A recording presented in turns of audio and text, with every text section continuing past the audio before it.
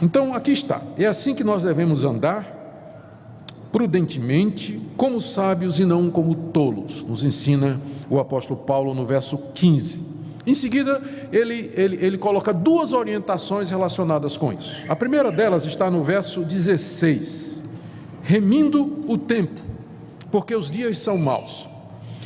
Algumas observações aqui. Primeiro, tempo aqui, remindo o tempo, porque os dias são maus. O tempo aqui não é o tempo do relógio, o tempo cronológico. Muita gente olha para essa passagem e pensa que Paulo está dizendo o seguinte: não perca tempo, né? Trabalhe, né? Você, né? Não chega atrasado, né? Ou alguma coisa desse sentido. Não, o tempo aqui não é o tempo de relógio, mas é o tempo ocasião. Há duas palavras na língua grega para tempo. E a palavra que Paulo usa aqui, ela significa não tempo cronológico, mas a oportunidade, ocasiões que nos acontecem durante a vida, ou ocasião oportuna, ou a oportunidade que o tempo nos oferece. Segunda coisa que é preciso observar é que a palavra remir significa comprar. Comprar, literalmente, comprar na praça.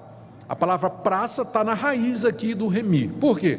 Porque na época de Paulo, no Antigo Oriente, o comércio era na praça. Ainda hoje tem em Goiânia aqui, né? Quando chega fim de semana, pelo menos sábado, lá perto do meu prédio, tem uma rua pertinho de uma praça que no sábado de manhã já começa com a feira, né? E o pessoal vai lá. Então, antigamente, ir na praça era o sinônimo de eu vou fazer compras. Onde é que você vai, mulher? Eu vou na praça. O marido já segurava o cartão de crédito, porque sabia que a mulher ia para a praça. Então, era na praça que se faziam as transações comerciais. Então, por isso que literalmente aqui está dizendo, a palavra remir é tirar da praça.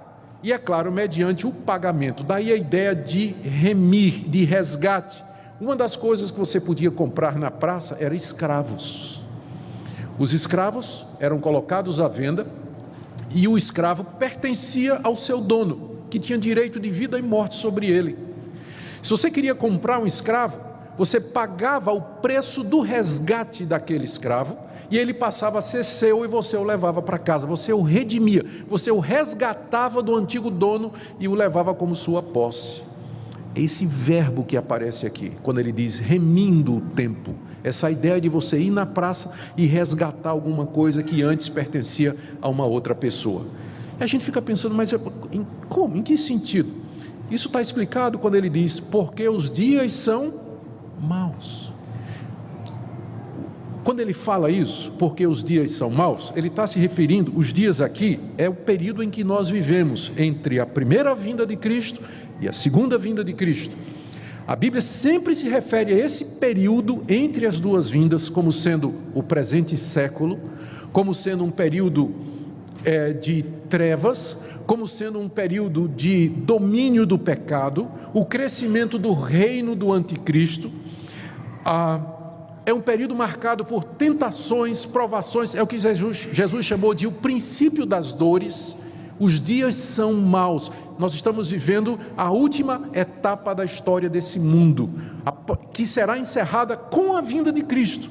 E até lá, o mundo é marcado pela apostasia, perseguição, crescimento do pecado, incredulidade, materialismo, egoísmo, relativismo, enfim, todas estas ameaças que têm estado presentes durante a história da vida cristã, desde o seu começo até o dia de hoje. Então, os dias são maus, eles são marcados pelo pecado. Cada dia traz a sua tentação, como Jesus disse, basta cada dia o seu mal. Cada dia traz a sua tentação, a sua provação, a sua dor e o seu sofrimento. Então nós vivemos numa época em que todos os dias são maus. O que nós temos que fazer então é remir o tempo, resgatar as oportunidades da história e das ocasiões que estão debaixo dos poderes das trevas. Deixa eu dar um exemplo.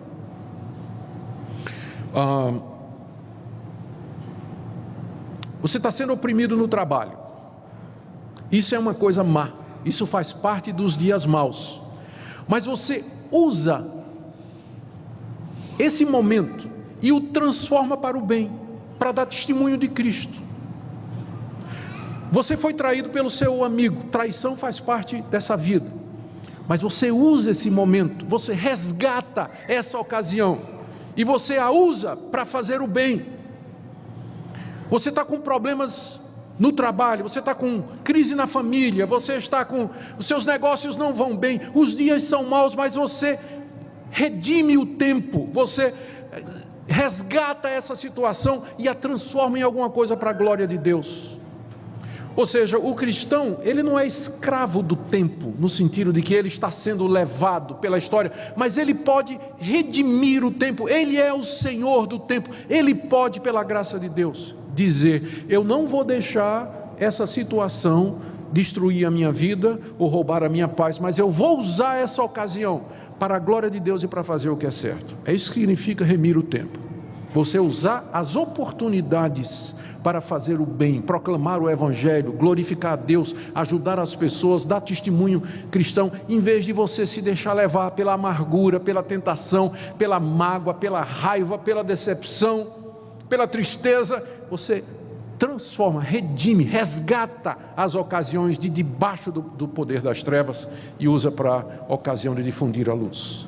É claro que isso só é possível por causa de Jesus Cristo, porque Ele veio na plenitude dos tempos, Ele é a consumação do tempo desse mundo, nele todas as coisas se concentram, e nós estamos unidos a Cristo pelo Seu Espírito, e pela Sua graça, nós podemos ser agentes transformadores daquilo que acontece ao nosso redor, em vez de cedermos, em vez de nos rendermos, em vez de sermos levados pelos dias maus ao nosso redor. A segunda orientação que Paulo nos dá, voltando aqui para o nosso texto, está no verso 17: por esta razão não vos torneis insensatos, mas procurai compreender qual a vontade de Deus. Ele tinha dito no verso 15 que nós temos que andar prudentemente nesse mundo, não como necios, assim como sábios. E ele explica no verso 16: fazemos isso remindo o tempo, porque os dias são maus. E no verso 17, procurando compreender qual a vontade do Senhor. Ele começa o verso 17 dizendo: não se tornem insensatos, né? Em consequência de tudo que ele diz. Por esta razão, porque os dias são maus, não sejam insensatos. O insensato é o contrário daquele que redime o tempo, né? O tolo é aquele que vai de acordo com os dias maus. Não se tornem insensatos porque os dias são maus. Ao contrário, ele diz aqui: procurai compreender qual a vontade do Senhor. A vontade do Senhor aqui não é aquela direção particular, especial, que quanto aos detalhes de nossa vida e que muitas pessoas buscam obter de Deus diariamente. Eu sei que Deus nos guia, que Deus nos orienta, Deus não está mudo, Ele nos fala, Ele se comunica conosco, e Ele, através das circunstâncias, através do conselho de amigos, de falar ao nosso coração, Ele pode nos dar direção aqui nesse mundo em determinadas circunstâncias. Mas não é sobre isso que Paulo está falando aqui. Quando ele diz procurar e compreender qual é a vontade do Senhor, ele está se referindo àquela vontade revelada, aquilo que Deus, o Senhor Jesus, já nos disse que é a vontade dele.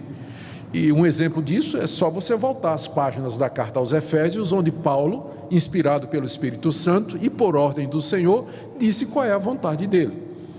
Por exemplo: deixe a mentira, fale a verdade, quem furtava não furte mais, não sai da vossa boca nenhuma palavra torpe, e aí vai. Todas aquelas orientações que foram dadas aqui na carta aos Efésios, por exemplo, é aquilo que Deus nos revelou, qual é a sua vontade. Em termos práticos, procurar compreender a vontade do Senhor significa aplicar a estas circunstâncias, quando chega o dia mau, ou quando dentro do dia mau as ocasiões aparecerem, você compreender qual é a vontade do Senhor para aquela situação. Por exemplo, você está sendo perseguido, qual é a vontade do Senhor quando eu estou sendo perseguido? O que é que a Bíblia me diz? Ou então você está doente, o que é que a Bíblia me diz? Qual é a vontade de Deus? Como eu devo reagir? Ou então estou tendo um conflito com minha mulher, estou brigando com meu marido, o que é que a Bíblia diz? Qual é a vontade dele? Como é que eu resolvo isso? Meus negócios estão indo muito mal, o que é que Deus tem para mim aqui? Como eu devo reagir? Ou o meu filho saiu de casa, está tomando drogas, meu Deus, como é que eu faço? Qual é a vontade do Senhor para que eu faça isso? Estou sozinho, estou abandonado, não tem ninguém na minha vida, qual é a vontade do Senhor para mim? Fui traído por um amigo, como é que eu faço agora? Estou magoado, alguém me ofendeu. Ou seja, é isso que significa você procurar compreender qual é a vontade do Senhor para cada momento desses dias maus, para que você proceda como um sábio e não como um tolo. Um tolo é alguém que diz assim: eu não quero saber o que é que Deus está dizendo, eu vou fazer o que é que eu acho.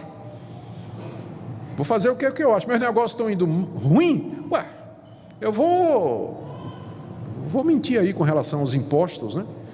Vou fazer uma falcatrua aí para eu pagar menos impostos, afinal tem que sobreviver ou não.